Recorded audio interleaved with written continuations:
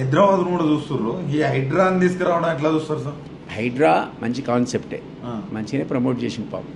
కానీ ఆయన దురదృష్టానికి ఏమైంది, నువ్వు వాడు ఎన్ స్టూడియోడు కొడితే అందరు సపోర్ట్లు కొట్టారు, ఇంకోటి అట్లాంటి కొడితే బాగుండు, మధ్యలో పోయి కామన్ మ్యాన్ టచ్ చేస్తేవి, నువ్వు ఆడు అయ్యో బామ్మని ఏడిస్తే నువ్వు పోయి మీడియా పెడతావి, మైక్ పెడతావి, ఇది వైరల్ అయిపోయా. అది చేయదు కదా నువ్వు సీరియల్ కొట్టు పోయి. ఎంతమంది ప్రముఖుల ఇల్లు లేవు, ఎంతమందికి నువ్వు ద్రోణ ఎగరేసి పాపం చూసినావు కదా, ఆయనకు భూమి ఎంత ఉందో, జైలుకు పోయావు దానికోసం. మరి ఆయన పట్టుకోరు అది ముందు భూమి. ద్రోణ ఎవరో అంతా నీకు ఇప్పుడైతే అధికారులు చేతున్నారు కదా, వాళ్ళే ద్రోణ వేసి నీకు ఎక్కడ భూమి లేదు వస్తాయి. హైదరాబాద్ సెంట్రల్ యూనివర్సిటీ భూమి నీకెందుకు పోయి ఆ ఫోన్ దగ్గర సూలు పెట్టి ద్రోణ ఎగిరే అందరి ఇంటి మీద, నీ ఇంటి మీద, నా ఇంటి మీద ఎగిరేయమను, ఎక్కువ తీసుకోమను. బోరుని చోట్ల 100 ఎకరాలు ఉంటే పడుంటే వదిలిపెట్టి హైదరాబాద్ అది భూమి రాంగైంది.